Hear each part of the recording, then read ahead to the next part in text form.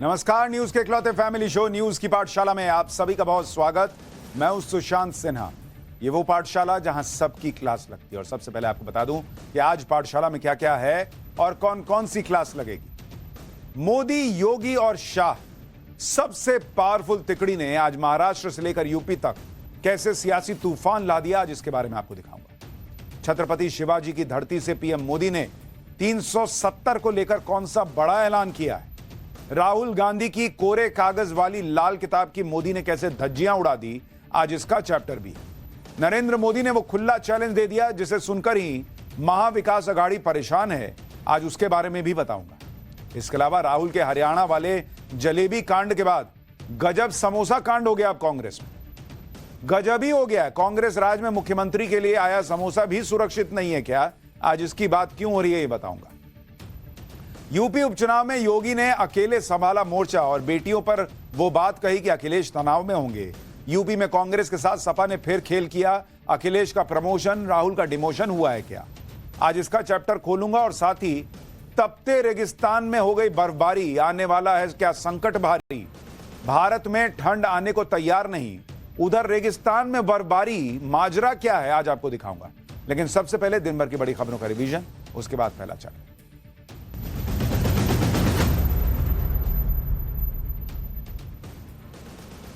जम्मू कश्मीर विधानसभा में आर्टिकल 370 की बहाली को लेकर लगातार तीसरे दिन हंगामा हुआ।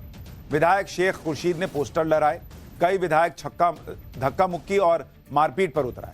इसके बाद स्पीकर ने शेख खुर्शीद समेत बीजेपी के 15 विधायकों को बाहर निकाल दिया। बीजेपी विधायकों ने सदन के बाहर भी प्रदर्शन किया और आर्टिकल 370 की बहाली के प्रस्ताव को लेकर उमर सरकार को घेरा। भारत रत्न और बीजेपी के नेता लाल कृष्ण आडवाणी आज 97 ईयर्स 97 साल के हो गए। प्रधानमंत्री नरेंद्र मोदी आज भारत रत्न लाल कृष्ण आडवाणी जी को जन्मदिन की बधाई देने उनके घर गए। पीएम मोदी ने फूलों का गुलदस्ता देकर लाल कृष्ण आडवाणी को शुभकामनाएं दी। एक्टर सलमान खान को धमकियां मिलने का सिलसिला जारी है। इस बार धमकी भरा message Mumbai traffic control room को भेजा गया है, जिसमें एक गाने को लेकर सलमान खान को धमकी दी गई। धमकी देने वाले ने अपना संबंध लॉरेंस बिश्नोई गैंग से बताया। मुंबई पुलिस ने केस दर्ज करके इन्वेस्टिगेशन की शुरुआत कर दी है। पिछले 15 दिनों के अंदर सलमान खान को यह छठी धमकी है। जम्मू कश्मीर में बारामूला के सोपोर में 16 घंटे तक सुरक्षा बलों और आतंकियों के बीच मुठभेड़ हुई। सेना के ड्रोन कैमरों ने 2 आतंकियों की लोकेशन ट्रेस की, जिसके बाद सुरक्षा बलों ने दोनों आतंकियों को मार गिराया। आतंकियों के पास से भारी मात्रा में गोला बारूद बरामद हुआ है। मारे गए आतंकियों में से एक पाकिस्तानी था, जबकि दूसरे की पहचान अभी की जा रही है। पिछले 48 घंटों में घाटी में 3 मुठभेड़ हो चुकी। कर्नाटक के बंगारपेट में एक 3 मंजिला इमारत भरभरा कर गिर गई। बताया जा रहा है कि बिल्डिंग की पहली मंजिल पर रिनोवेशन का काम चल रहा था। इस दौरान दीवार में दरार आ गई, जिसके बाद फायर डिपार्टमेंट की टीम ने बिल्डिंग को खाली करा लिया। इसकी कुछ ही देर बाद बिल्डिंग जमींदोज हो गई। फायर डिपार्टमेंट की सतर्कता के चलते इस हादसे में कोई घायल नहीं हुआ। जो लोग शराब पीकर गाड़ी चलाते हैं या चलाते हुए पकड़े जाएंगे, उन्हें अस्पताल में सफाई का काम करना होगा। यह अनोखा फरमान जारी किया है तेलंगाना के मंचिर्याला जिला कोर्ट ने आदेश में उन 24 लोगों के लिए फैसला सुनाया जो ड्रंक एंड ड्राइव करते पकड़े गए। अब ये सभी लोग पुलिस की निगरानी में 1 हफ्ते तक आरोग्य केंद्र की सफाई करने का काम करेंगे। गुजरात के अमरेली में एक शख्स ने अपनी कार को समाधि दे दी। बताया जा रहा है कि यह शख्स 15 साल पुरानी कार को बेचना नहीं चाहता था। ऐसे में कार की समाधि के लिए बड़ा आयोजन किया गया। शख्स ने अपने खेत में बकायदा गड्ढा खुदवाया और उसके बाद किसी संत महात्मा की तरह कार की समाधि से पहले पूरे रीति रिवाज निभाए। आखिर में पूजा अर्चना के बाद कार को दफना दिया गया।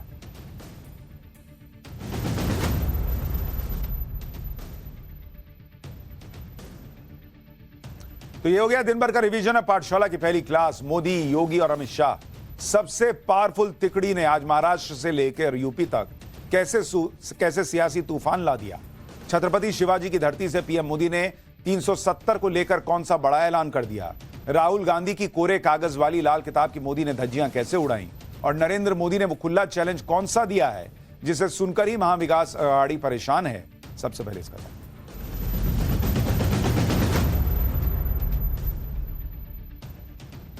महाराष्ट्र से लेकर यूपी उपचुनाव तक खलबली मच गई। भारतीय राजनीति की सबसे पावरफुल तिकड़ी मोदी, योगी, शाह मैदान में उतर गए। राजनीति के इन तीनों धुरंधरों के एक साथ उतरने से इंडी गठबंधन में खलबली है। उन्हें समझ नहीं आ रहा कि वो एक साथ मोदी शाह योगी के अटैक को कैसे काउंटर करेंगे। एक साथ तीनों उतर गए भाई। इस तिकड़ी ने चुनाव में उतरते ही इंडी गठबंधन के एजेंडे पर एक तरह से जुबानी बुलडोजर चला दिया। मोदी शाह योगी के सामने इंडी गठबंधन के सारे एजेंडे, सारे पैतरे खटाखट सफा चट हो गए। यह तिकड़ी बीजेपी को महाराष्ट्र और यूपी में हरियाणा से भी बड़ी जीत दिलाने के लिए लगातार मेहनत कर रही है, ताकि इंडी गठबंधन को जो बचा कुचा कॉन्फिडेंस है बस वो भी खत्म हो जाए। महाराष्ट्र जीतकर पीएम मोदी डबल धमाका करना चाहते हैं, ग्रैंड कमबैक करना चाहते हैं। पीएम मोदी बात अच्छी तरह समझते हैं कि महाराष्ट्र बड़ा राज्य है, वहां मिलने वाली जीत भी बड़ी होगी और वहां जीतना भी बड़ी चुनौती है।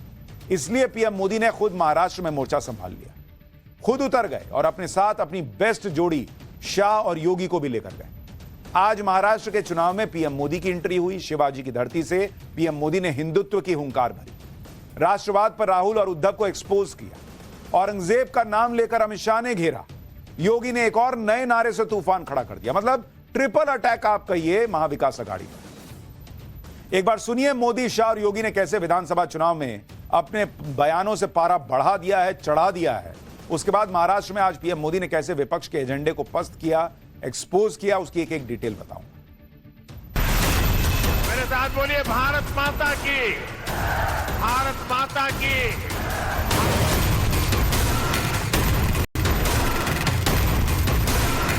ये मोदी का फैसला है। दुनिया की कोई ताकत अब कश्मीर में आर्टिकल 370 की वापसी नहीं करा सकती। मेरी बात मानिएगा शरद पवार साहब, आपकी 4 पुश्ते भी आएगी, धारा 370 हम वापिस नहीं आए। ये फिलिस्तीन के नाम पर आंसू बहाने वाले लोग, पाकिस्तान के नाम पर आंसू बहाने वाले लोग जम्मू कश्मीर के मुद्दे पर मौन क्यों बने बैठे हैं? एक है तो सेफ है। संविधान के नाम पर वोट मांगते हो और जालसाजी करते हैं लोग। यहां महाराष्ट्र में आज पीएम मोदी जब महाराष्ट्र के चुनाव में उतरे तो उन्होंने सबसे पहले इंडी गठबंधन को 370 के मुद्दे पर लपेट दिया, क्योंकि इस वक्त पूरे देश में जम्मू कश्मीर में 370 को लेकर मचे बवाल की चर्चा चल रही है। 4 दिन से बॉस, 4 दिन से जम्मू कश्मीर की विधानसभा में 370 फिर से लाओ, 370 फिर से लाओ का हंगामा मचा हुआ, मारपीट की नौबत आ गई। जम्मू कश्मीर में इंडी गठबंधन यह माहौल बनाने में लगा है कि वो इसी तरह के स्टंट करके 370 पर माहौल बना देगा और मोदी सरकार पर दबाव डाल के इसको वापस ले आएगा। लेकिन आज पीएम नरेंद्र मोदी ने शिवाजी की धरती पर खड़े होकर महाराष्ट्र में क्लियर मैसेज दे दिया कि दुनिया की कोई ताकत 370 को वापस नहीं ला सकती। सुनिए पीएम मोदी ने क्या कहा, फिर आपको बताऊंगा कि 370 पर कांग्रेस कैसे फंस गई। आघाड़ी वाले लोगों से कहना चाहता हूं, पाकिस्तान के एजेंडे को देश में बढ़ावा देने की कोशिश मत करो। कश्मीर को लेकर अलगाववादियों की भाषा मत बोलो। याद रखो, तुम्हारे ये मंसूबे कामयाब नहीं होंगे। और जब तक मोदी पर जनता जनार्दन का आशीर्वाद है, कांग्रेस वाले तुम कश्मीर में कुछ नहीं कर पाओगे। कश्मीर में आप केवल और केवल बाबा साहब आंबेडकर का संविधान ही चलेगा। ये मोदी का फैसला है। दुनिया की कोई ताकत अब कश्मीर में आर्टिकल 370 की वापसी नहीं करा सकती। प्रधानमंत्री मोदी ताल ठोक कर कह रहे हैं कि बॉस 370 नहीं आएगा, यह मोदी का फैसला है।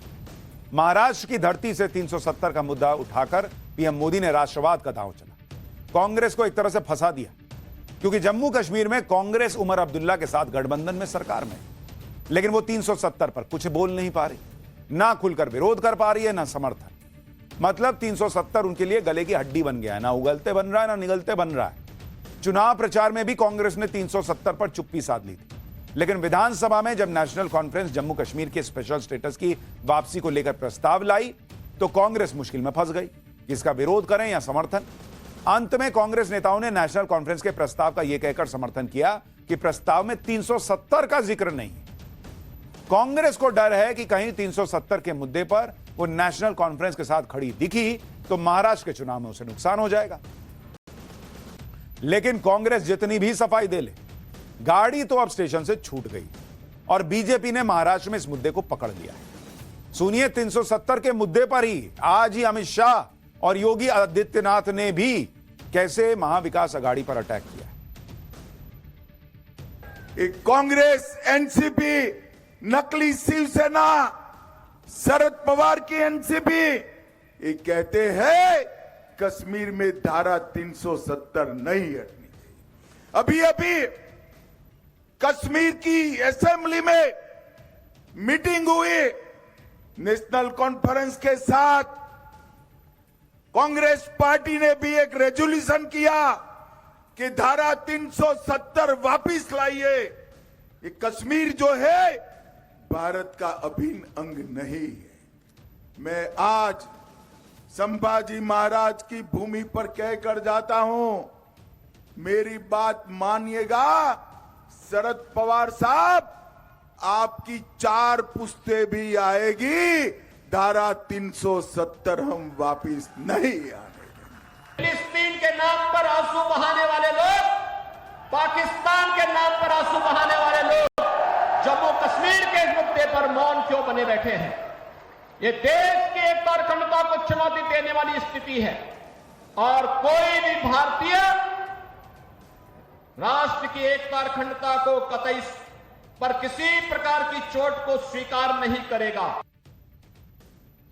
महाराष्ट्र में 370 का मुद्दा उठाकर बीजेपी ने एक तीर से 2 निशाने साधे। एक तो कांग्रेस फंसी हुई है, दूसरा उद्धव ठाकरे की शिवसेना को भी मुश्किल में डाल दिया, क्योंकि उद्धव ठाकरे 370 का हटाने का समर्थन करते रहे, लेकिन कश्मीर में उन्हीं की सहयोगी कांग्रेस 370 के समर्थन में की वापसी के समर्थन में खड़ी दिखेगी, तो महाराष्ट्र में उद्धव ठाकरे पर सवाल उठेंगे। पहले से ही उद्धव ठाकरे पर हिंदुत्व के मुद्दे से दूर होने के आरोप लग चुके हैं। अब 370 जैसे मुद्दे पर भी बीजेपी को उद्धव को घेरने का मौका मिल गया है। 370 की वापसी का सपना देखने वालों को आज पीएम मोदी और अमित शाह ने टाइट किया। जो लोग ये गलतफहमी पाले हुए हैं कि कभी ना कभी तो 370 की वापसी करवा लेंगे, उन्हें यह समझना चाहिए कि यह लगभग नामुमकिन सा है।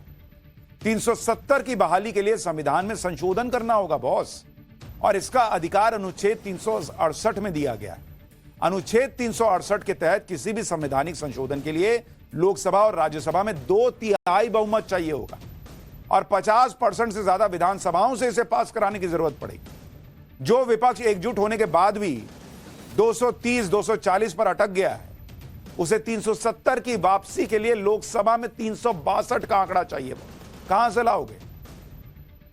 उसमें भी इंडी गठबंधन के अपने ही साथी उस मुद्दे पर उसका साथ नहीं देंगे, चाहे केजरीवाल हो या उद्धव ठाकरे, क्योंकि उनकी राजनीति को यह सूट नहीं करेगा।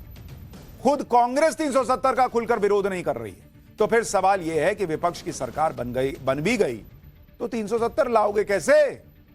दूसरी बात, 370 मतलब वापस बहाल कैसे करोगे?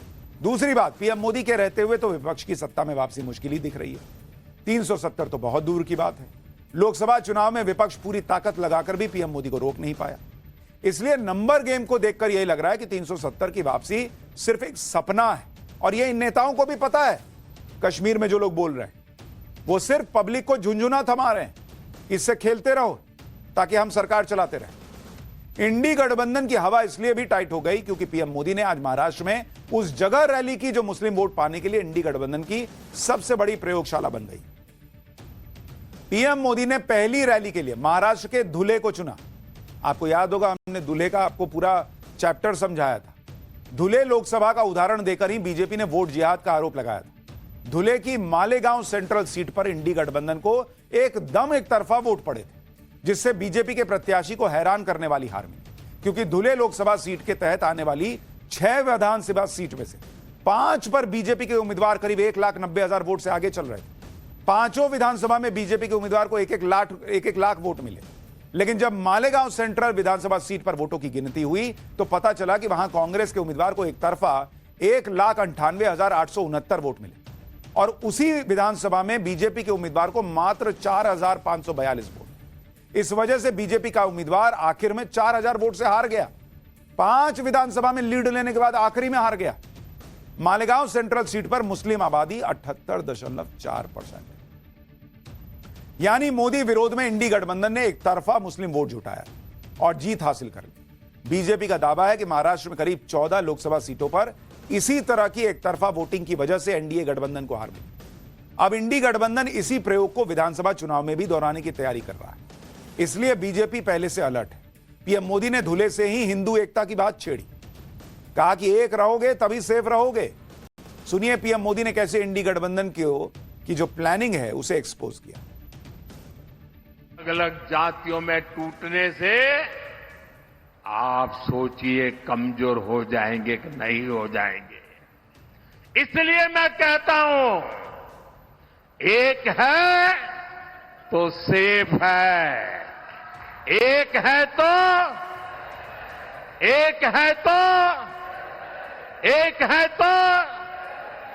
हमें एकजुट रहकर कांग्रेस के खतरनाक खेल को नाकाम करना है और विकास के रास्ते पर आगे बढ़ते रहना है। इंडी गठबंधन को बीजेपी के बटेंगे तो कटेंगे वाले नारे का कोई तोड़ अब तक नहीं मिल रहा है। यह नारा बहुत तेजी से अपना असर दिखा रहा है। हरियाणा और जम्मू कश्मीर के चुनाव में योगी आदित्यनाथ के बटेंगे तो कटेंगे के नारे का असर दिखा। यह नारा इस तरह लोकप्रिय हो गया कि महाराष्ट्र में योगी के पोस्टर के साथ इसे लॉन्च कर दिया गया। महाराष्ट्र के प्रचार में इस नारे पर चुनावी सॉन्ग बनने लगे। गैर चुनावी राज्यों में भी यह नारा बीजेपी समर्थकों की जुबान पर चढ़ा हुआ है। साधु संतों ने भी बढ़ चढ़कर इस नारे का समर्थन किया और हिंदू एकता की बात की। कनाडा में भी जब हिंदुओं पर हमला हुआ तो वहां भी इस नारे की गूंज सुनाई। यह नारा अब इतनी तेजी से फैल रहा है कि इंडी गठबंधन तनाव में। उसे लग रहा है कि इस नारे की पॉपुलैरिटी ही बीजेपी की नैया पार कर देगी। इससे पहले के चुनाव में बाबा का बुलडोजर भी काफी लोकप्रिय और प्रभावी साबित हुआ था। आज महाराष्ट्र चुनाव में अमित शाह ने भी नई लकीर खींच ली। अमित शाह ने छत्रपति शिवाजी महाराज के हिंदुत्व की बात करते हुए कहा कि यह चुनाव तय करेगा कि महाराष्ट्र शिवाजी महाराज के रास्ते पर चलेगा या औरंगजेब के रास्ते पर। अमित शाह को सुनिए, फिर राहुल गांधी के संविधान खतरे में है वाले एजेंडे की हवा कैसे निकली वो भी दिखाता हूं। आपका एक वोट ये तय नहीं करेगा कि महाराष्ट्र में 5 साल किस पार्टी की सरकार चलेगी, कौन मुख्यमंत्री बनेगा, परंतु आपका एक वोट ये तय करेगा कि महाराष्ट्र अगले 5 साल शिवाजी महाराज के रास्ते पर चलेगा या औरंगजेब के रास्ते पर चलेगा। ये तय करने का ये वोट। महाराष्ट्र में राहुल गांधी भी प्रचार कर रहे हैं। वो महाराष्ट्र आए थे तो नागपुर में उन्होंने संविधान सम्मेलन किया। उस सम्मेलन में राहुल गांधी ने एक लाल किताब को संविधान बताते हुए पीएम मोदी पर हमला बोला। जैसे कांग्रेस ने संविधान के मुद्दे पर लोकसभा में बीजेपी को घेरा था, वैसे ही महाराष्ट्र में भी घेरने के लिए राहुल गांधी ने फिर से संविधान का मुद्दा उठाया। लेकिन आज पीएम मोदी ने एक झटके में राहुल गांधी के संविधान वाले नैरेटिव की तोड़ निकाल दी। पीएम मोदी ने जम्मू कश्मीर में 370 को लेकर उठे विवाद को संविधान से जोड़ दिया। पीएम मोदी ने कहा कि एक तरफ तो कांग्रेस जम्मू कश्मीर में भारत के संविधान हटाने वाले प्रस्ताव का समर्थन करती है, दूसरी तरफ वो महाराष्ट्र में संविधान की किताब लहराती है, वो भी वो किताब जिसके पन्ने कोरे होते हैं, उसमें कुछ लिखा ही नहीं होता। सुनिए राहुल गांधी ने कैसे संविधान पर पीएम मोदी को घेरा था और आज पीएम ने कैसे जवाब दिया। में लिखा है कि समानता होनी चाहिए, 1 मैन 1 वोट होना चाहिए, सबका आदर होना चाहिए, हर धर्म का आदर होना चाहिए, हर जात का, हर प्रदेश का, हर भाषा का आदर होना चाहिए। तो जब आरएसएस के लोग, बीजेपी के लोग इस पर आक्रमण करते हैं तो सिर्फ इस किताब पर नहीं कर रहे हैं आक्रमण, वो हिंदुस्तान की आवाज पर आक्रमण कर रहे हैं। कांग्रेस गठबंधन एक तरफ जम्मू कश्मीर से भारत का संविधान हटाने का प्रस्ताव पास करता है कांग्रेस ने जो प्रस्ताव पारित किया है ना, इससे बाबा साहब का संविधान जो मोदी वहां ले गया है ना, वो फिर वापस कर देंगे और जम्मू कश्मीर में बाबा साहब के संविधान को घुसने नहीं देंगे। और दूसरी तरफ यही कांग्रेस, उनका गठबंधन यहां महाराष्ट्र में आकर संविधान की झूठी किताब लहराता है, कोरे कागज वाली। ये कोरे कागज वालों की कटी पतंग का जमाना आ गया है। दरअसल राहुल गांधी ने नागपुर में जो कार्यक्रम किया उसमें शामिल लोगों को एक लाल किताब दी गई। नोटपैड जैसी दिखने वाली इस किताब के सामने वाले हिस्से पर कॉन्स्टिट्यूशन ऑफ इंडिया लिखा था, लेकिन अंदर के पन्ने कोरे थे, अंदर कुछ नहीं था। तो मतलब बाहर कॉन्स्टिट्यूशन ऑफ इंडिया लिखा है और अंदर खाली नोटपैड जैसा हिसाब है, खाली पन्ना। इसी पर बीजेपी को कांग्रेस को घेरने का मौका मिल गया कि ये क्या है। कांग्रेस ने सफाई दी कि सम्मेलन में आए लोगों को नोटपैड और पेन दिए गए थे। इस सफाई पर बीजेपी ने फिर घेर लिया, कहा कि राहुल गांधी के नकली संविधान का खुलासा हो गया। बीजेपी ने सवाल उठाया कि संविधान को नोटपैड की तरह इस्तेमाल कौन करता है भाई? बाहर से किताब को संविधान की कॉपी जैसा दिखाना क्या एक स्टंट था? भाई अगर नोटपैड दिए थे तो नोटपैड लिखते, उस पर कॉन्स्टिट्यूशन ऑफ इंडिया क्यों लिखे? सुनिए, इस मुद्दे पर गृह मंत्री अमित शाह ने भी राहुल गांधी की जमकर क्लास लगाई। संविधान प्रचार का मुद्दा नहीं है राहुल बाबा, संविधान फेथ है, विश्वास का मुद्दा है। संविधान के नाम पर वोट मांगते हो और जालसाजी करते हैं लोग। महाराष्ट्र में एक सभा में संविधान की प्रतियां बांटी, ऊपर का कवर पेज तो ठीक था मगर अंदर खाली चौपड़ी थी, कोरी चौपड़ी थी। बोलिए, पूरा पुस्तक एक भी अक्षर नहीं छापा हुआ था। राहुल गांधी, आपने भारत के संविधान का अपमान किया, आपने बाबा साहेब आंबेडकर का अपमान किया है, आपने देश की जनता को धोखा देने का काम किया। महाराष्ट्र में इंडी गठबंधन जाति की राजनीति भी कर रहा है। अपनी 5 गारंटी में महाविकास अघाड़ी ने जातिगत जनगणना का भी वादा किया। इंडी गठबंधन ने एक तरफा मुस्लिम वोट तो सेट कर लिए, लेकिन उसे हिंदू वोट जातियों में ही बटा हुआ चाहिए। आज इसी मुद्दे को पीएम मोदी ने चुनाव में उठाया। कहा कि कांग्रेस देश को बांट रही है, एक जाति को दूसरे के खिलाफ खड़ा कर रही है हिंदुओं में। भारत के खिलाफ इससे बड़ी साजिश नहीं हो सकती। सुनिए पीएम मोदी ने कैसे देश को सचेत रहने के लिए कहा है। कांग्रेस का एकमात्र एजेंडा है किसी भी तरह एससी समाज की एकता को तोड़ो, एसटी समाज की एकता को तोड़ो, ओबीसी समाज की एकता को चकनाचूर कर दे। कांग्रेस ने जब धर्म के नाम पर ऐसे ही साजिशें रची थी तो देश का बंटवारा हो गया था। अब कांग्रेस एससी, एसटी, ओबीसी समाज की एक जाति को दूसरे के खिलाफ खड़ा कर रही है। भारत के खिलाफ इससे बड़ी साजिश कोई और नहीं हो सकती। महाराष्ट्र में चुनाव प्रचार में पीएम मोदी ने वीर सावरकर की भी एंट्री करा दी। पीएम मोदी ने नासिक की रैली में कहा कि कांग्रेस के लोग महाराष्ट्र में वीर सावरकर का अपमान करते हैं। पीएम का डायरेक्ट अटैक तो कांग्रेस पर था, लेकिन इनडायरेक्ट अटैक उद्धव ठाकरे पर भी था, क्योंकि शिवसेना भी वीर सावरकर का बहुत सम्मान करती है, लेकिन उद्धव ठाकरे को उन राहुल गांधी के साथ मंच साझा करते देखा जा सकता है जो वीर सावरकर का खुले में अपमान करते हैं, जो वीर सावरकर को डरपोक बताते हैं। एक बार सुनिए आज कैसे पीएम मोदी ने वीर सावरकर और बाला साहब ठाकरे का नाम लेकर इंडी गठबंधन को पानी पानी कर दिया।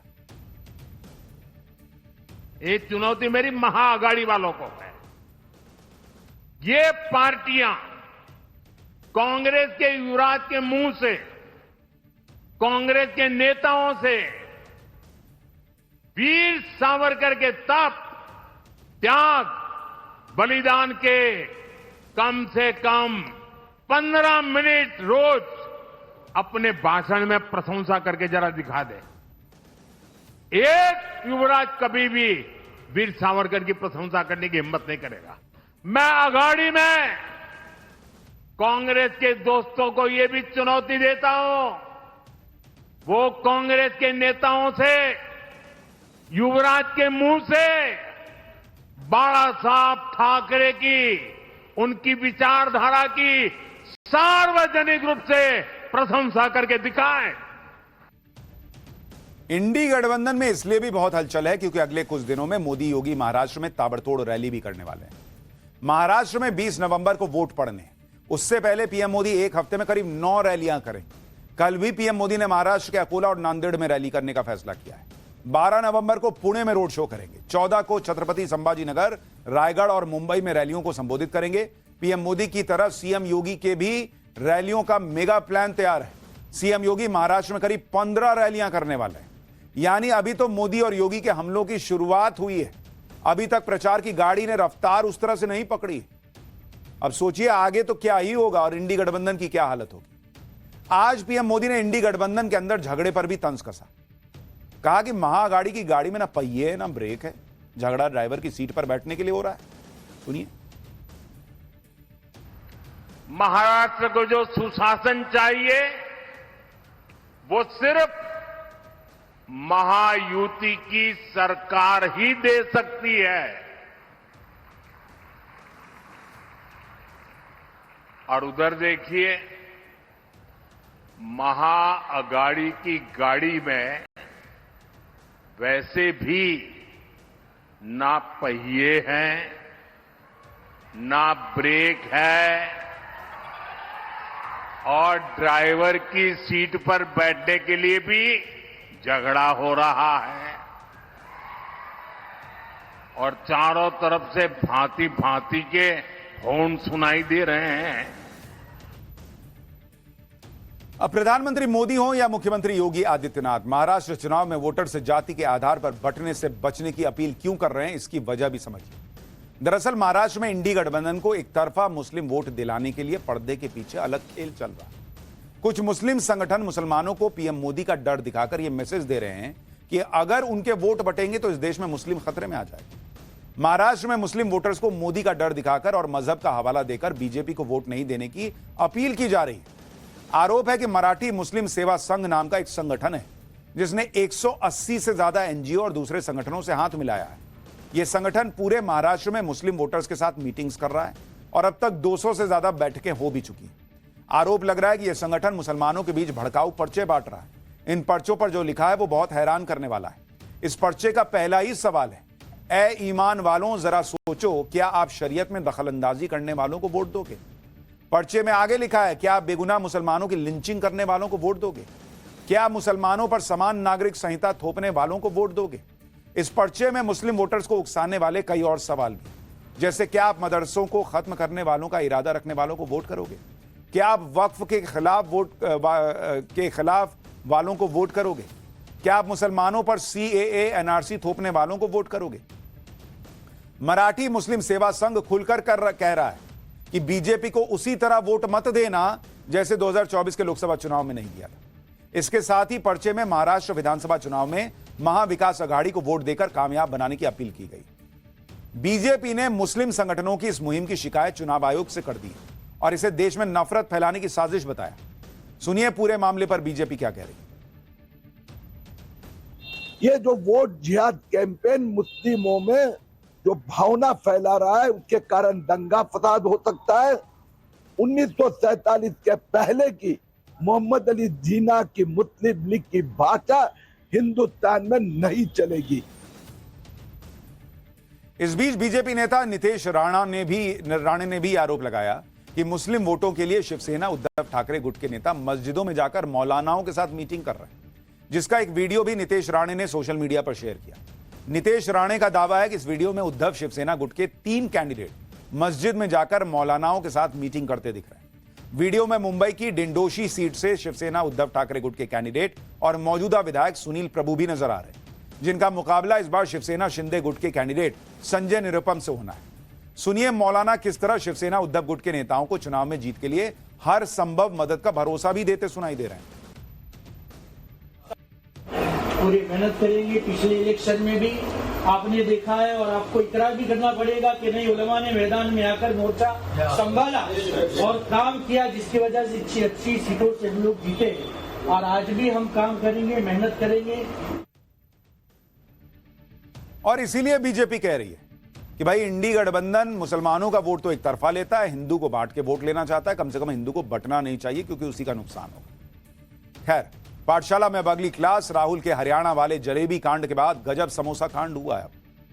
गजब ही हो गया। कांग्रेस राज में मुख्यमंत्री के लिए आया समोसा भी सुरक्षित नहीं है क्या? यह सवाल क्यों पूछना पड़ रहा है? अब इसका चर्चा।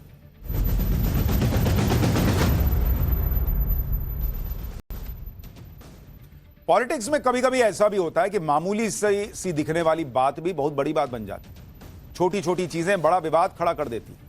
जैसे कांग्रेस के साथ आज समोसा कांड हो गया, और यह ऐसा समोसा कांड है जिससे राहुल गांधी की जलेबी की बात भी लोग भूल गए।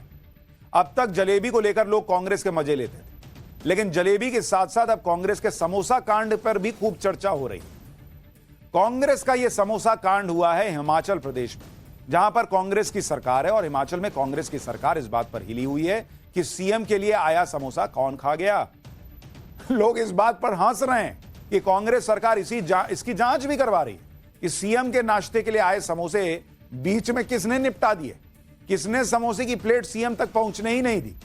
जिसने भी ऐसा किया है कि हिमाचल की कांग्रेस सरकार सीएम का समोसा खाने वाले की चटनी बनाने की तैयारी कर रही है।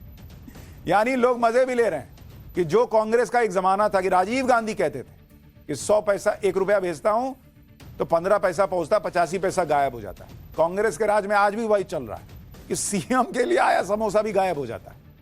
यह पूरा मामला दरअसल 21 अक्टूबर का है। बताया जा रहा है कि शिमला में मुख्यमंत्री सुखविंदर सिंह सुक्खू सीआईडी हेडक्वार्टर में होने वाले कार्यक्रम में गए थे, जहां उन्होंने 24 घंटे ऑपरेशनल रहने वाले साइबर क्राइम यूनिट की शुरुआत की। पुलिस विभाग के इस कार्यक्रम में चीफ गेस्ट खुद मुख्यमंत्री थे, इसलिए प्रोटोकॉल का पूरा ख्याल रखा गया।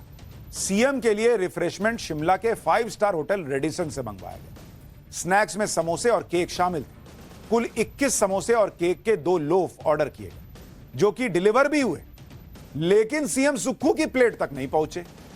बस फिर क्या था, ऊपर से नीचे तक महकमा हिल गया। सब पता लगाने लगे कि भाई सीएम के लिए आया समोसा गया कहां। भाई 5 स्टार होटल से खास तौर पर मुख्यमंत्री के लिए समोसा आया था, कहां चला गया? कौन था जिसने सीएम के समोसे में सेंध लगा दी? यहां तक तो मामला पुलिस विभाग और सरकार के कंट्रोल में फिर भी था, लेकिन इस मामले में सुक्खू सरकार की फजीहत तब शुरू हुई जब एक रिपोर्ट सामने आई। रिपोर्ट थी हिमाचल प्रदेश के सीआईडी की। रिपोर्ट आने के बाद पता चला कि सीआईडी के बड़े अधिकारियों से पूरे मामले की इंक्वायरी कराई गई भाई कि सीएम के लिए आया समोसा कौन खा गया। जांच के दौरान सीआईडी की टीम ने कई लोगों से पूछताछ की, ये तू खाया है, तुम खाए हो जी समोसा सीएम का। यहां तक कि पुलिस के अधिकारियों से भी कई सवाल जवाब हुए। यह पता लगाया गया कि समोसा सीएम तक पहुंचा क्यों नहीं। जांच में समोसा गायब होने वाली गलती को सरकार विरोधी काम बताया गया। रिपोर्ट में यहां तक कह दिया गया कि सीआईडी विरोधी और सरकार विरोधी तरीके से काम किया गया। रिपोर्ट में पाया गया कि सीएम के लिए लाए गए नाश्ते की जानकारी सिर्फ एक एसआई को थी, जिसके बाद इस मामले में 5 पुलिसकर्मियों को नोटिस जारी कर दिया गया। पुलिसकर्मियों से 10 दिन के अंदर जवाब देने के लिए भी कहा गया। अब पुलिसकर्मियों के जवाब के आधार पर आगे कार्रवाई। यानी वहां हिमाचल में पुलिस वाले ढंग से डकार भी नहीं ले सकते, किसके मुंह से समोसे की बात आ जाए बाहर। सीआईडी ने इस बात को इतना दिल पे ले लिया कि उनकी मौजूदगी में सीएम के समोसे में सेंधमारी करने की हिम्मत हुई किसकी। क्या अब राज्य में सीएम का समोसा भी सुरक्षित नहीं रहेगा? तो जांच करवा दी। यह सवाल तो पूछा जाना चाहिए कि सीएम के प्रोटोकॉल का ध्यान रखने में किससे चूक हुई। जो नाश्ता मुख्यमंत्री के लिए मंगवाया गया था, मुख्यमंत्री तक पहुंचा क्यों नहीं? लेकिन लोगों को समोसा गायब होने की जांच कराने की बात हजम नहीं हो रही। समोसा सीएम तक ना पहुंचना सरकार विरोधी कैसे हो गया बॉस? अगर समोसे आए, किसी ने खा लिए, तो कौन सा तूफान खड़ा हो गया कि उसके लिए जांच बिठा दी जाए? जिसने समोसे चट कर लिए उसे समोसा खाने की क्या सजा तय की जाएगी? लोग ये भी पूछ रहे हैं कि चटनी उसी से बनवाओगे क्या अगले समोसे की? हिमाचल में सीएम के समोसे का विवाद इतना बढ़ गया कि बीजेपी ने इसको मुद्दा बना लिया। सुक्खू सरकार पर सवाल खड़े होने लगे। अब सीएम सुक्खू से जब समोसे के मुद्दे पर सवाल पूछा गया तो उन्होंने एक नहीं 3 तरह के बयान दिए। पहले तो सीधा जवाब नहीं दिया, फिर कहा कि यह मिसबिहेवियर का मामला है, फिर कहा कि बीजेपी की साजिश है। इस देश में कुछ ऐसा है जो बीजेपी की साजिश ना हो। सुनिए सीएम सुक्खू के तीनों बयान, उसके बाद बताऊंगा बीजेपी ने समोसे वाली सियासत पर कैसे चुटकी ली। सर, भाजपा आरोप लगा रही है कि आप समोसे की बात कर रहे हैं। धन्यवाद। समोसे पर राजनीति हो रही है सर, कुछ कहेंगे क्या? क्या जरूरत थी हिमाचल में सर इस तरीके की राजनीति पे? नहीं, ऐसी कोई बात नहीं, मेरे को नहीं लगा कोई, पर आपने धन्यवाद। बस सीआईडी इन्वॉल्व हो गई मतलब? नहीं, वो मिसबिहेविंग पर इन्वॉल्व हुई। खबर आप समोसे की चला रहे, ऑफिसर्स ने मेरे ख्याल वही करेंगे। आपको याद होगा कि यूपी में अखिलेश राज में आजम खान की भैंसें खो गई, तो उनको ढूंढने के लिए पुलिस लगाई गई। भैंसों के पीछे पीछे पुलिस दौड़ती रहती थी। इस बात पर आज तक मीम्स बनते हैं। ठीक उसी तरह अब हिमाचल में समोसे के लिए सीआईडी जांच बैठा दी। सीएम सुक्खू से जवाब देते नहीं बन रहा। पूर्व सीएम जयराम ठाकुर ने समोसे पर सुक्खू सरकार को घेर लिया। सुनिए वो क्या कह रहे हैं, फिर आखिर सीएम के लिए आए समोसे गए कहां, यह भी बताऊंगा। इस बात को लेकर के भी हम हैरान हैं कि सरकार विरोधी गतिविधि है। समोसा तो विपक्ष ने नहीं खाया, विपक्ष के लोगों को नहीं बांटा गया। किसी को समोसा अगर मिला होगा तो वो सरकार का हिस्सा ही रहे होंगे संभवतः। ऊपर एक सीनियर अधिकारी से लेकर के नीचे तक जो है वो जांच के आदेश दे करके, चिट्ठी लिख करके कि सारी की जांच जो है इसकी रिपोर्ट दी जाए। जबकि हिमाचल प्रदेश में एक जगह नहीं, अलग अलग महकमे में बहुत बड़े बड़े भ्रष्टाचार हो रहे हैं, भ्रष्टाचार के आरोप लग रहे हैं, चाहे अधिकारी हैं चाहे नेता है। उस पर जांच नहीं हो रही है, लेकिन जांच हो रही है समोसा पर। पहले जलेबी कांड, अब समोसा कांड। अच्छा, बहुत लोग तो ये भी लिख रहे हैं सोशल मीडिया पे कि कांग्रेस वैसे तो दलित की बात करती है, पिछड़ों की बात करती है, और समोसा भी आया तो 5 स्टार होटल से। सीएम सुक्खू कह रहे हैं कि मामला मिसबिहेव का है, लेकिन जो रिपोर्ट सामने आई है उसमें तो पूरी जांच समोसे के इर्द गिर्द ही घूमती रही। मिसबिहेव तो यह है कि समोसे के लिए अपने ही डिपार्टमेंट के अधिकारियों और कर्मचारियों से सवाल पूछे गए। चंद रुपए के समोसों के लिए पुलिस वालों की नीयत पर सवाल उठा दिए गए। अब यह भी जान लीजिए कि जिन समोसों पर इतना बवाल मचा है वो समोसे आखिर गए कहां। जानकारी के मुताबिक सीएम सुक्खू के लिए आईजी रैंक के अधिकारी ने स्नैक्स ऑर्डर किए थे। इसकी जिम्मेदारी पुलिस डिपार्टमेंट के ही एक सब इंस्पेक्टर को दी गई थी, जिसके बाद एसआई ने एक एएसआई को समोसे लाने के लिए भेजा। समोसे लाने के लिए एएसआई के साथ हेड कांस्टेबल भी गए और 5 स्टार होटल से 3 बॉक्सेस में समोसे और केक लेकर आए। सीआईडी मुख्यालय लौटकर ये तीनों सीलबंद बॉक्स एसआई को यानी सब इंस्पेक्टर को सौंप दिए गए, जिसे एसआई ने महिला इंस्पेक्टर को दिया। महिला इंस्पेक्टर ने समोसे के बॉक्स मैकेनिकल ट्रांसपोर्ट डिपार्टमेंट को दिए, क्योंकि नाश्ते का इंतजाम देखना इसी डिपार्टमेंट का काम था। लेकिन महिला इंस्पेक्टर ने अधिकारियों को इसकी जानकारी नहीं दी कि मैंने दे दिया है। बताया जा रहा है कि यहीं से गफलत शुरू हुई। पुलिस ने पर्यटन निगम कर्मचारियों से जानकारी मांगी। पूछा गया कि क्या 3 बक्सों में नाश्ता सीएम को परोसा जाना है, तो पर्यटन निगम कर्मचारियों ने बताया कि ये नाश्ता मेन्यू में शामिल ही नहीं था। सीएम के कार्यक्रम में आने के बाद समोसा और केक डिपार्टमेंट में ही बांट दिए गए। इस कार्यक्रम में कई लोगों के हाथ ये समोसे लगे, लेकिन सीएम के नाश्ते पर किसी का ध्यान ही नहीं गया।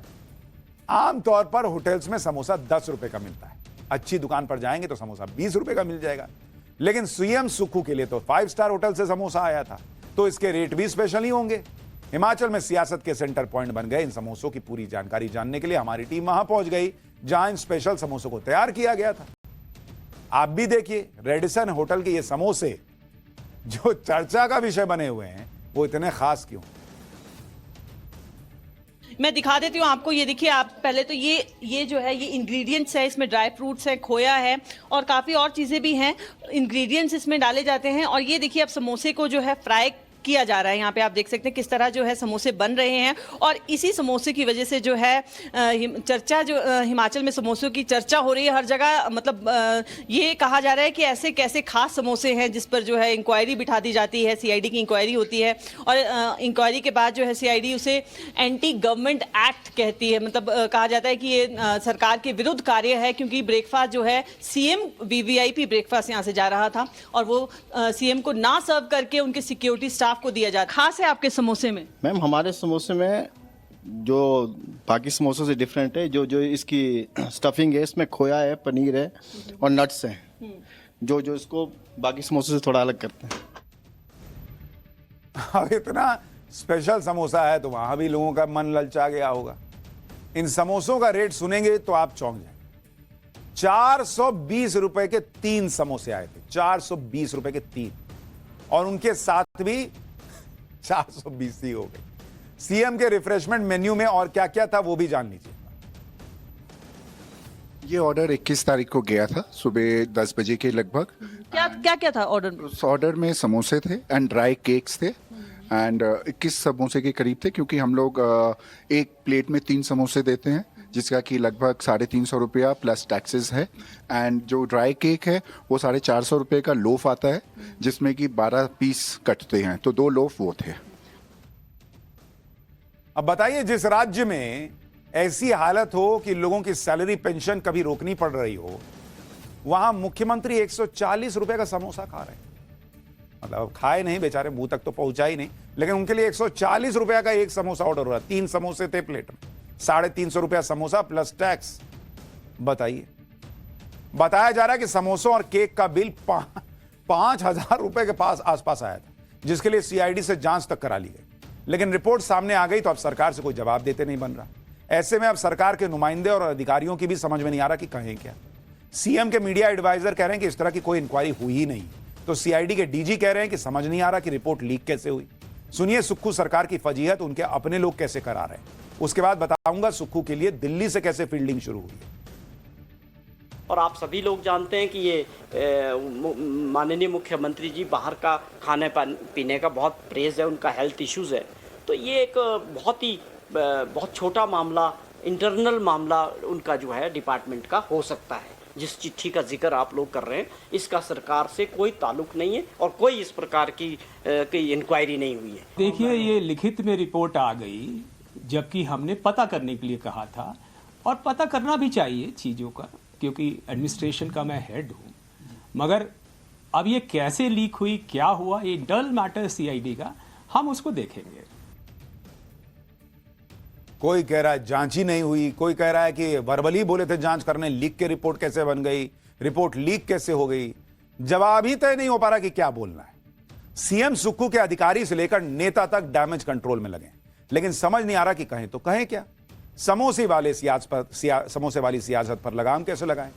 अब कांग्रेस नेता संदीप दीक्षित ने कह दिया कि मामले को बेवजह तूल दिया जा रहा है। बीजेपी ने कैसे राहुल गांधी को इसमें घसीट लिया, यह भी सुन लीजिए। देखिए, सामान्यतः मैंने देखा है कि चाहे प्रधानमंत्री की बात हो या मुख्यमंत्री की बात हो, उनको जो खाना परोसा जाता है या जहां वो रहते हैं उसके लिए पुख्ता इंतजाम किए जाते हैं। और जगह जगह कभी कभी तो फूड टेस्टिंग भी होती है। हमने देखा है जब हमारे यहाँ किसी कारण से प्रधानमंत्री आते थे या बड़े लोग आते थे, तो लोग आते थे, खाने को देखते थे, क्योंकि ये माना जाता है कि कभी कभी भोजन के खाद्य माध्यम से भी कुछ गड़बड़ी ना हो जाए। तो इस ऐसी कोई बात हुई होगी वहां, जिस कारण से हिमाचल प्रदेश की पुलिस ने इस बात को संज्ञान में लिया होगा। इससे ज्यादा इसको कोई महत्व नहीं देना चाहिए। राज्य सरकार के लिए विकास और वादे पूरे करने की चिंता नहीं है, उन्हें एकमात्र चिंता है मुख्यमंत्री का समोसा और समोसे पर जांच। ऐसे लग रहा है कि कांग्रेस पार्टी की प्राथमिकता वादे पूरे करने के बजाय, वादे पूरे करने की सोच की बजाय समोसे की इंक्वायरी पे लगी है। ये राहुल गांधी की खटाखट की निष्काम आर्थिक योजनाओं का परिणाम है। हिमाचल से सामने आया यह अनोखा मामला इस वक्त पूरे देश में डिस्कशन का विषय बन गया है। सुक्खू सरकार के समोसे विवाद पर वाराणसी के लोगों ने जबरदस्त रिएक्शन दिया। लोगों का कहना है कि जलेबी के चक्कर में पहले हरियाणा हाथ से निकल गया था, कहीं ऐसा ना हो कि समोसे के विवाद के चक्कर में महाराष्ट्र हार जाए। सुनिए वाराणसी के लोग क्या मजे ले रहे हैं। तो सवाल इस बात का है कि सीएम साहब को समोसे की ज्यादा चिंता है और शायद अपने स्टाफ की कम चिंता है। क्या लगता है कि एक समोसे के लिए हिमाचल प्रदेश में जो स्टाफ थे, जो पुलिस वाले थे, उनके ऊपर सीआईडी जांच बैठा दी गई। आपको ये जानकर ताजुब होता है, अचरज हो रहा है? अचरज तो मुझे माननीय सीएम साहब की सोच पे हो रहा है। उनको सोचना चाहिए कि समोसा अगर खा भी लिया तो उन्हीं की सरकार है, उन्हीं का अधीनस्थ कर्मचारी खाया तो इसमें कौन सा बहुत बड़ा अपराध हो गया। समोसा है भाई, स्वाभाविक सी बात है, खाने की चीजें खा लिया, तो इसमें कोई सीआईडी जैसी जांच तो करवाने की आवश्यकता प्रतीत नहीं हो रहा है। अब उनको ये लग रहा है कि हमने खाया नहीं और हमसे पहले हमारे स्टाफ ने ही खा लिया। ये तो भाई उनकी सोच व्यापक होनी चाहिए कि राजा पहले खाए कि प्रजा पहले खाए। खैर, पब्लिक भी अपने अपने हिसाब से बात कर रही है, लेकिन छोटी सी बात थी, वो जांच और पता नहीं क्या क्या होके इतनी बड़ी बात बन गई। पाठशाला में अगली क्लास। यूपी उपचुनाव में योगी ने कैसे अकेले मोर्चा संभाला हुआ है। बेटियों पर ऐसी बात कह दी कि अखिलेश यादव तनाव में होंगे। यूपी में कांग्रेस के साथ सपा ने कैसे फिर खेल किया। अखिलेश का प्रमोशन और राहुल गांधी का डिमोशन कर दिया क्या। अब जरा इसका चल।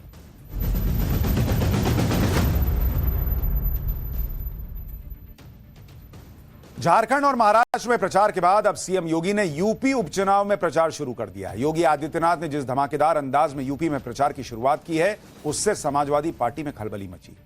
योगी आदित्यनाथ ने हिंदुओं को एकजुट करने के लिए बटेंगे तो कटेंगे का नारा दिया। इस नारे की गूंज तो देश भर में सुनाई दे रही है, विदेशों में भी सुनाई दे रही है। अब यूपी उपचुनाव के लिए सीएम योगी ने एक नया नारा दे दिया। योगी आदित्यनाथ का यह नारा अखिलेश यादव को तीर की तरह चुभ रहा है या चुभ रहा होगा।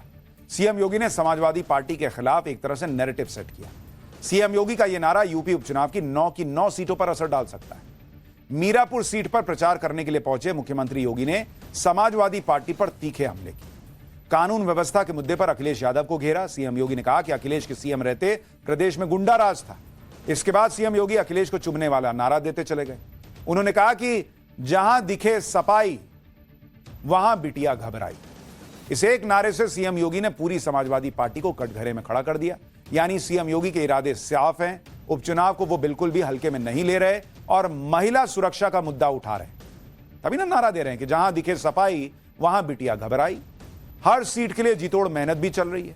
सीएम योगी आदित्यनाथ को एक बार सुनिए, फिर आपको बताऊंगा सीएम योगी के नारे से अखिलेश कैसे बेचैन हो गए। मैं बोल रहा था, मैं यहां भाषण कर रहा था, तब तक पब्लिक के बीच से नारा आ रहा था। वो कह रहा था कि 12 से 17 के बीच में एक नारा चलता था और वो नारा होता था, जिस गाड़ी पर सपा का झंडा समझो बैठा है कोई।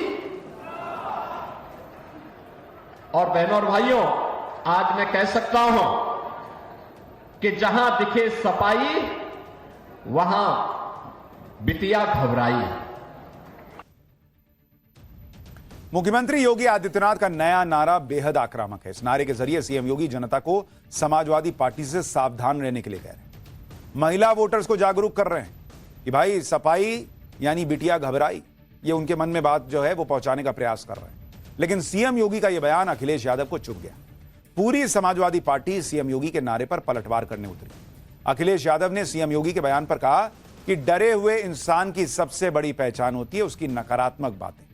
जिनके पास अपनी कोई उपलब्धि नहीं होती वो दूसरों की बात करते हैं। नकली मुस्कान असलियत नहीं छुपा सकती। अगर प्रतिशत में समझो तो 100 की 100 भाजपा उपचुनाव में हार रही है, 9 की 9। यानी अखिलेश यादव ने भी नारा दे दिया। अखिलेश के साथ उनकी पत्नी डिंपल यादव ने भी सीएम योगी पर पलटवार किया। सुनिए एक बार। बात ये नहीं है कि बेटियां घबरा जाती हैं। आज उत्तर प्रदेश में महिलाएं, हमारी बेटियां, हमारी बहनें सुरक्षित नहीं है। अगर आप एनसीआरबी के आंकड़े निकालेंगे तो आप देखेंगे लगातार महिलाओं के साथ अन्याय और उत्पीड़न के मामले बढ़ रहे हैं, दुगनी गति से बढ़ रहे हैं। और कहीं ना कहीं जो घबराने वाली बात कर रहे हैं, ये एक्चुअली समाजवादी पार्टी से भारतीय जनता पार्टी कहीं ना कहीं घबराई हुई है। इस वजह से ये अनशन भाषण दे रही है और जो मूल मुद्दे हैं उस पर कोई ध्यान न देते हुए इस तरह के बड़े बड़े प्लेटफॉर्म से इस तरह की छोटी छोटी बातें कर रहे हैं। सीएम योगी ने जहां दिखा सफाई वहीं बिटिया घबराई का नारा देने के साथ समाजवादी पार्टी के चरित्र पर भी सवाल उठाए। मुख्यमंत्री योगी आदित्यनाथ ने समाजवादी पार्टी के नेताओं के नाम गिनाते हुए उन पर लगे आरोपों का जिक्र किया। सुनिए। अगर समाजवादी पार्टी का सही चेहरा देखना हो तो ये चेहरा इनका वही है जो भदरसा में समाजवादी पार्टी के नेता मुइन खान ने किया है। कन्नौज में इनका एक नवाब सिंह यादव है, उसने भी एक बेटी के साथ इसी प्रकार का व्यवहार किया है। अभी आप देख रहे होंगे भदोई में भी इनका एक विधायक, भदोई का कारनामा भी इनका देखिए। एक बालिका के साथ अलीगढ़ में, मऊ के अंदर भी इनका एक नेता इस प्रकार के दरिंदगी की में शामिल पाया गया।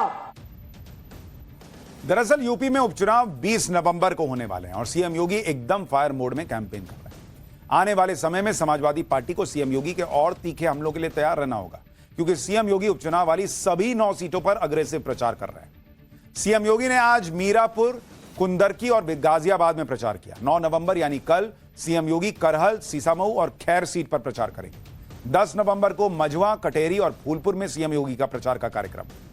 सीएम योगी सिर्फ अखिलेश यादव और समाजवादी पार्टी पर ही निशाना नहीं साध रहे, सीएम योगी के निशाने पर कांग्रेस भी है। आज प्रचार के दौरान सीएम योगी ने अखिलेश और राहुल गांधी की जोड़ी पर भी तंज कसा। सीएम योगी ने कहा कि कांग्रेस और समाजवादी पार्टी में तलाक हो गया है। सुनिए। ये समाजवादी पार्टी पूरी तरह एक्सपोज हो चुकी है। पहले तो सपा और कांग्रेस में एक प्रकार का तलाक सा हो गया है, दोनों ने छोड़ दिया है। दोनों में फिर से वही खटपट शुरू हो गई है। योगी अपने प्रचार अंदाज में प्रचार कर रहे हैं। सीएम योगी के बयान ही नहीं, उनके पोस्टर भी भयंकर चर्चा में। सीएम योगी के बटेंगे तो कटेंगे वाले पोस्टर के बाद यूपी में पोस्टर वॉर शुरू हो गया। कांग्रेस और समाजवादी पार्टी की तरफ से भी पोस्टर लगाए जा रहे हैं, लेकिन समाजवादी पार्टी के एक पोस्टर ने कांग्रेस के साथ ही खेल कर दिया। वाराणसी में समाजवादी पार्टी के नेता की तरफ से एक पोस्टर लगवाया गया। इस पोस्टर में अखिलेश यादव और राहुल गांधी दोनों महाभारत के किरदार में एक रथ पर दिख रहे हैं। मजे की बात यह है कि अखिलेश यादव को भगवान श्री कृष्ण की भूमिका में दिखाया गया और राहुल गांधी को अर्जुन बताया गया है। इस पोस्टर में महाभारत का श्लोक भी लिखा हुआ है, यानी जो कमान है वो अखिलेश यादव के हाथ में दी गई। अब पब्लिक किसके हाथ में कमान देगी, नहीं देगी, क्या होगा, सियासी गर्मी तो बढ़ी हुई है।